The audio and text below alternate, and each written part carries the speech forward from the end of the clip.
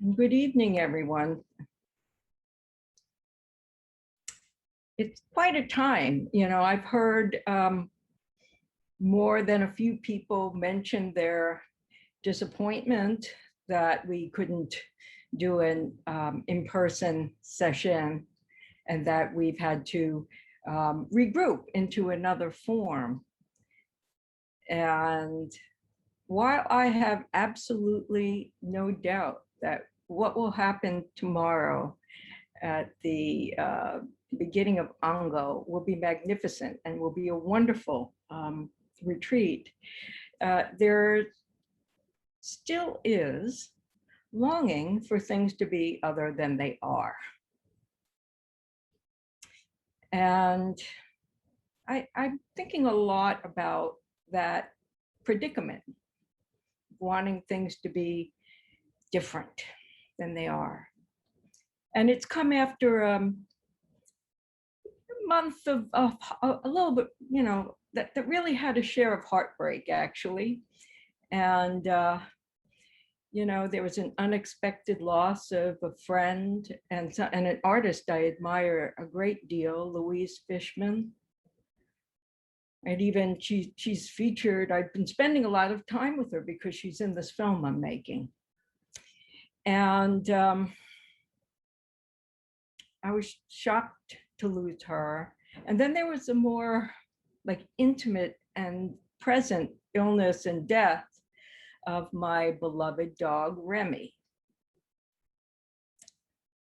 And just a word about how I'm approaching this is that I think one of the treasures that I've come to appreciate about our practice is that it's really in the mud. It's in the mud that we encounter ourselves. And in this longing and heartbreak, we find the fertile ground to explore who we are in this intimate morass and miracle of our lives. So in the past, when I've done these talks, I've usually brought a koan to the talk, but I really am led to this talk today by a koan that I've been studying. I've been working with it for a while. At least 4 weeks, 6 weeks, I'd been working with it, and all these things started to happen around me. And the koan was working with it, I think helped me garner a lot from the experience, I'll say it that way. So the koan is Sen-jo and her soul are separated. It's case number 35 in the Mumonkan. And in it, Master Goso asked the monk, Sen-jo and her soul are separated. Which is the true one? And one of my attractions to this particular koan is it's a folk tale. It's based on a folk tale from the Tang dynasty in China, which was a time of remarkable achievement. All kinds of things were being invented in China, gunpowder, air conditioning, all these things that Google informed me of that I really didn't know. But it was also a time of great instability. And it's a time just like our own, basically, very much like our own. So in the village of Koshu, Shokan had a daughter named Sen-jo, who he loved very dearly. And since childhood, Sen-jo, her heart pal, her best friend, was a boy named Ochu. And Ochu and Sen-jo grew up, playing together. And one day Chokan saw them playing and started teasing them and said, "Oh, wow, when you two get older, you're definitely going to be husband and wife." And since they really had an affinity for each other, they took him at his word that they would be married. But unfortunately, when Sen-jo became of age, her father informed her that he'd arranged a marriage with another man. And Sen-jo and Ochu were heartbroken.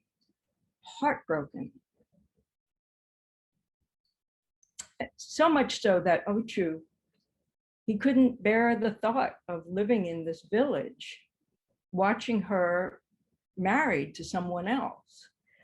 So he got in a boat and he started going downstream to another village. And as he was, he left at night, and as he was rowing, he saw this figure running along the riverbank, following him. And when he went closer to see who this was, it was Sen-jo. And so they fell into each other's arms. He brought her onto the boat, and they went downstream, and they settled in another village and married and had 2 children and lived their lives in relative contentment until about 5 years later. Sen-jo in particular started feeling guilty that she just disappeared one night. Her family had really no idea what happened. And Chokan also felt guilt. So they decided to go home and try and patch things up.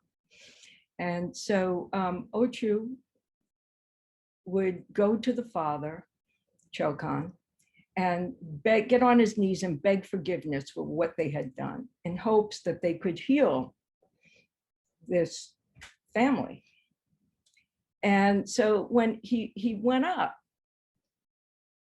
they got to the village, and Ochu asked Sen-jo to stay in the boat. So he went to the father and got down and deeply apologized to Chokan for their actions that he and Sen-jo took off.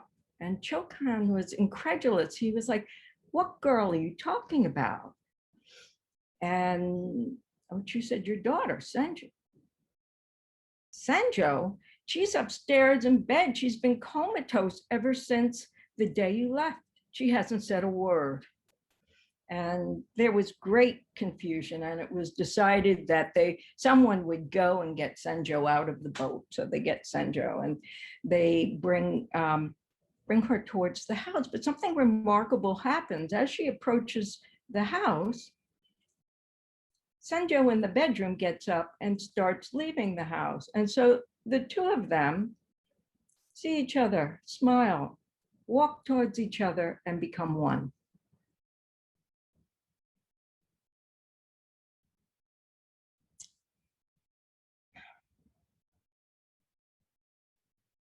And that uniting in that moment is something I've been working with, because it's really a story about longing for things to be other than they are. And the story has significance. Personally, I relate to it, and I think many women relate to it, because this woman is being told left and right what she could be doing by men. And this may sound futile, but frankly, I have aunts who had to elope because they couldn't marry the man they wanted to. I mean, it's not really that old a system that we're talking about here. And it also has significance to me as someone who grew up queer pre-Stonewall, in that, all my love growing up, and I knew I was a lesbian from like a very young age. I didn't necessarily know what to call it, but I knew to keep it quiet and to keep it inside and to basically hide that part of me. All my love was as if in a dream because I had no safe space outside. So, you know, in terms of thinking about Sen-jo and her experience, I mean, my Sen-jo moment during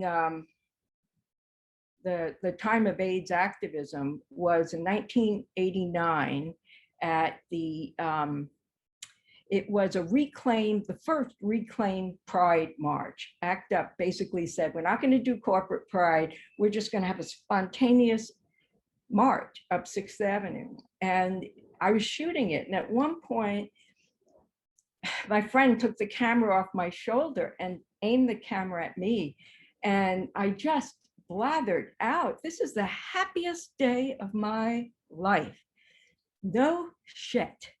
I am on here on the street, walking up 5th Avenue with a bunch of people that I know and I love, and it's just all here.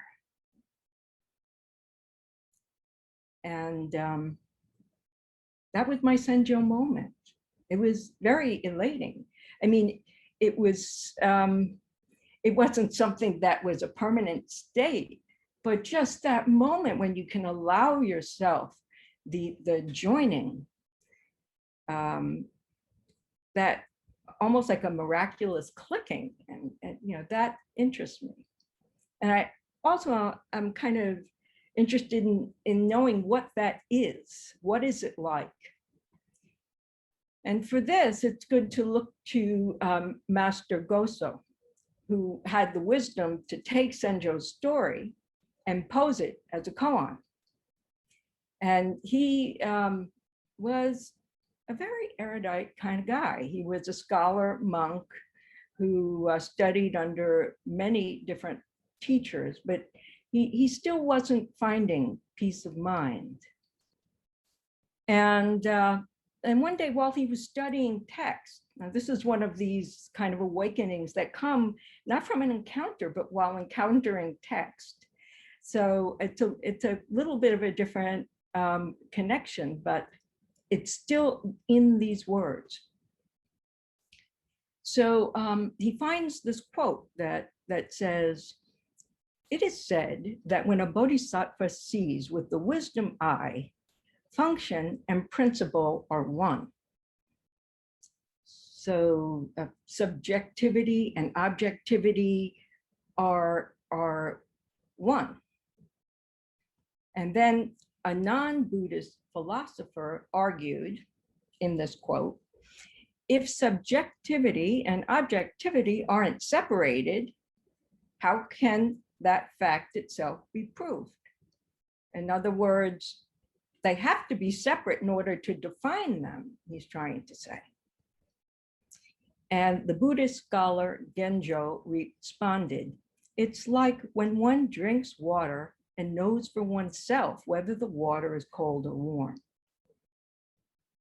It's a beautiful written description, I think, because all of us have maybe can relate to that. Oh yeah, you drink the water, or sometimes if it's really hot, you don't even drink it, you stop before it comes, but you're in that moment. There's a real intimacy to that moment. You drink the water for yourself and you know. I had a kind of drink the water moment, Sen-jo moment, kind of moment, this last week when I was caring for this dog that very much beloved. And kind of, I have to say culturally, it's a little bit hard for me because I grew up in this Italian American peasant family where, you know, on a farm, there are lots of animals and pets are rare. They're rare. And when they're around, they're not in the house or they're not, they have their jobs too. So there isn't this kind of doting, I've become a dog person, doting on dogs. And I knew I was really throwing away centuries of programming. When I found myself walking down my now trendy neighborhood street saying to the dog, do pee pee for mama. That's it. So I have someone with the dog in the family. And when that dog is dying, every being, even the walls of the house are sad. It's just a pervasive kind of atmosphere. And, he won't eat. And when, you're thrilled, he takes a few bites, then 20 minutes later, he throws it up. I've been around caring for a dying person. It's kind of like this too. But they can tell you what they need.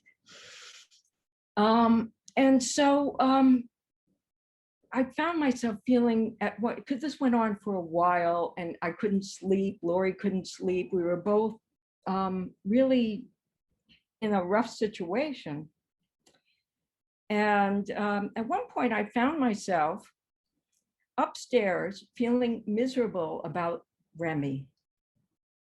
And I had my Sen-jo moment. It's like, wait a second. Remy's downstairs on the couch. What are you doing upstairs? So I went downstairs and I sat next to this poor dying dog. And I just started petting him and calling him love names. And for the first time in a week, he licked his lips, which is a dog smile. And so that was it. And I was able to, Lori and I were able to kind of hold him in that space until we put him down the next day. So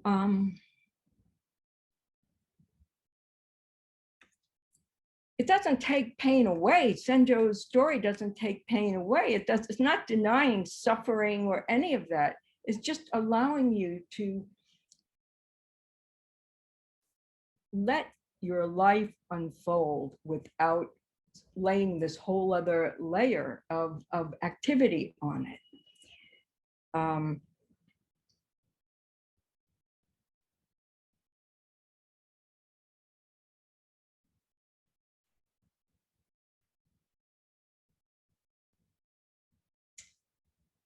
So, part of it is, when does it happen? Like, the Sen-jo spell was broken when she saw herself and smiled. My spell, our spell, whatever you're doing a Sen-jo on right now, there's that a realization, our practice sometimes, and this is the beauty of what a koan can do, is it can come in maybe on some of these situations and just allow you a little bit more of a framework to see what your patterns are. And I continue to work with Sen-jo because I've spent so much of my life as if in a dream. And Sen-jo and her soul, they need to hang out. There's a verse to this koan that's really beautiful. Ever the same, the moon above the clouds, different from each other, the mountain and the valley. How wonderful, how blessed. Is this one or two? I look out at the sea of faces and I wonder what can be accomplished